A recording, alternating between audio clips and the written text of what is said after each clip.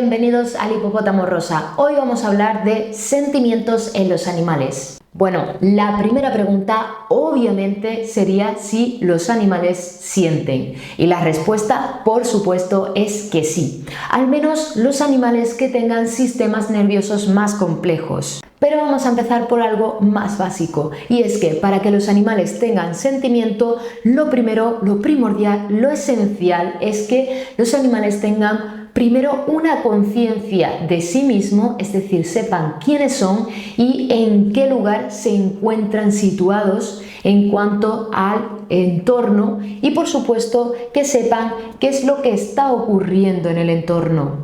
A partir de ahí empezarán las emociones, que pueden ser las emociones básicas de ira, miedo, alegría y tristeza. ¿Y por qué empiezan las emociones? Porque las emociones son las respuestas fisiológicas que se dan ante los estímulos externos, es decir, ante los estímulos ambientales que estamos teniendo de nuestro entorno. Una vez que los animales y nosotros tenemos esa respuesta fisiológica, esa respuesta emocional, vendrían los sentimientos, que serían la graduación, primero la evaluación y después la graduación de esas respuestas fisiológicas. Es decir, se necesita primero tener una emoción y después tener una regulación de esas emociones. Por tanto, los sentimientos no son más que esa regulación de esas emociones primarias, que lo que hacen es que modifiquen o que expongan más o expongan menos las respuestas emocionales.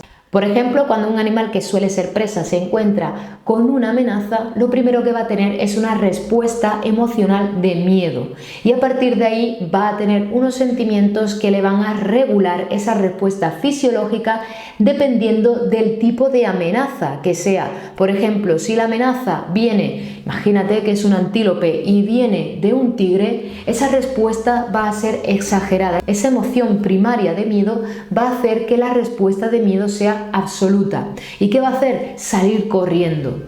En cambio, si esa respuesta de amenaza resulta que simplemente era un arbusto moviéndose porque había un conejo, pues esa respuesta va a ser mucho menor, porque esa amenaza es mucho mejor. Pero para que existan los sentimientos, es decir, para que exista esa regulación de las emociones, se necesita un cerebro que tenga una estructura que se encargue de esa regulación. Y esa estructura es el sistema límbico. El sistema límbico lo que nos ayuda es a regular todas las emociones, y sobre todo destacan dentro de esa estructura el hipocampo y la amígdala, con mucha mayor presencia de la amígdala.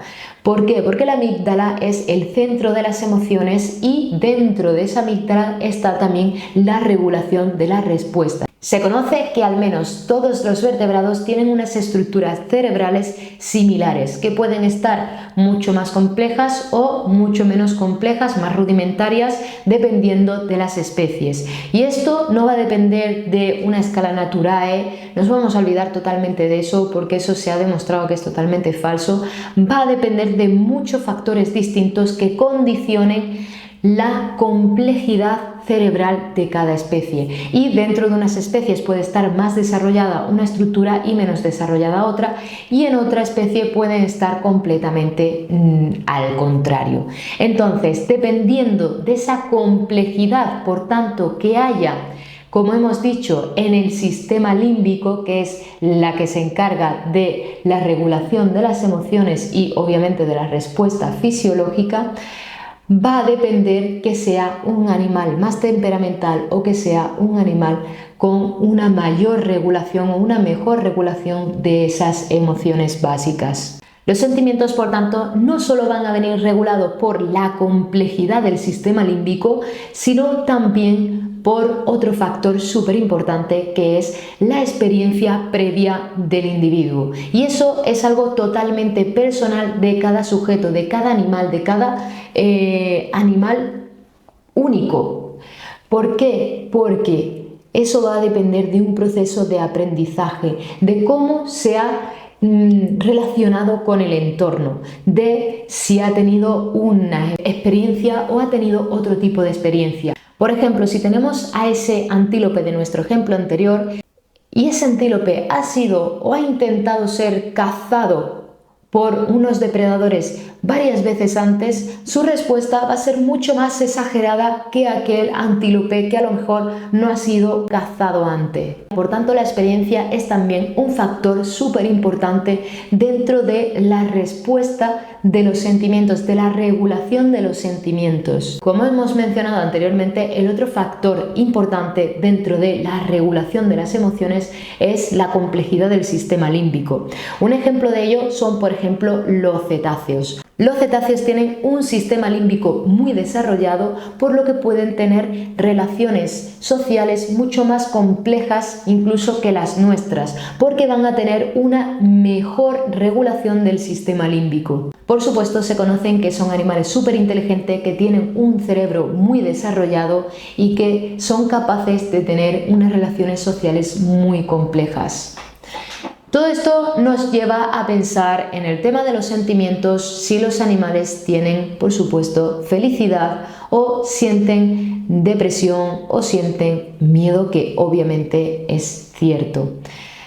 Si los animales sienten felicidad, pues la respuesta es que sí, que pueden tener felicidad. Como hemos hablado, va a ser determinado por la complejidad de su sistema límbico y de otras estructuras cerebrales, pero en general sí que pueden tener felicidad. Por ejemplo, si nos vamos a nuestro perro, vamos a ver cómo durante el juego o durante el contacto físico con nosotros o durante la comida pueden expresar sentimientos de felicidad. Los animales salvajes, por supuesto, que también pueden tener esos sentimientos de felicidad que van a entrar dentro de las acciones como el juego, como el compartir comida, como el contacto físico entre individuos de su mismo grupo, si encuentran comida, van a tener muchísimas estimulaciones que van a hacer que ellos sientan felicidad. Y por tanto, por supuesto, si sienten felicidad, también van a poder sentir miedo o tristeza, que va a venir provocado por un dolor o por un acecho. No es necesario, no es obligatorio que haya un dolor para que sientan miedo o para que sientan tristeza. Y a través de estos estímulos negativos, los sentimientos de miedo y tristeza pueden desarrollar traumas, ansiedad o depresión en los animales. Por ejemplo, en China hay una tradición de comerse el pulpo vivo. Se ha demostrado que los pulpos sienten un dolor horrible, indescriptible, durante ese corte en vivo de sus tentáculos, cuando él está vivo, y lo que está intentando hacer es huir. Si veis los vídeos, seguramente veáis cómo el pulpo se va moviendo, y los estudios demuestran que en ese momento están sintiendo un estrés enorme, que están sintiendo miedo, que por supuesto están sintiendo dolor, y por tanto, si el animal sobrevive, va a tener un trauma enorme. Otro ejemplo es el estudio realizado en la Fundación Mona, un centro de rescate ubicado en Girona, donde han conseguido demostrar que un grupo de primates, un grupo de chimpancés que vienen del tráfico ilegal, del mascotismo y de shows como espectáculos o platós de televisión, han tenido y tienen problemas psicológicos como ansiedad, depresión u otros trastornos como el trastorno bipolar. Aquí hay que tener muy en cuenta que no es lo mismo un animal doméstico que sí se encuentra a gusto dentro de un contacto con humanos que la habituación de un animal silvestre a un entorno domesticado.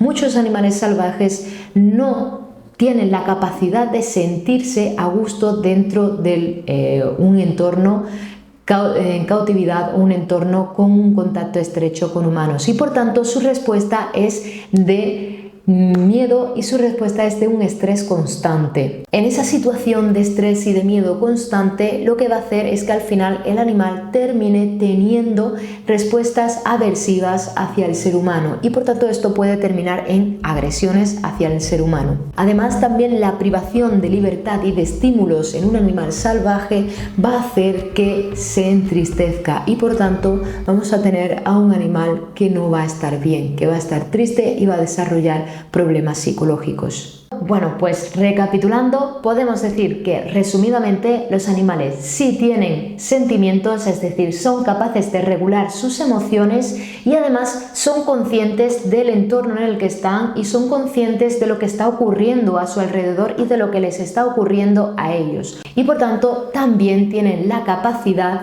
de regular sus respuestas en base a su experiencia previa. Y por tanto, tratar mejor a los animales es una tarea que es imprescindible actualmente. Espero que te haya gustado este capítulo y si quieres saber más acerca de la cognición animal, no dejes de ver los demás capítulos. ¡Chao!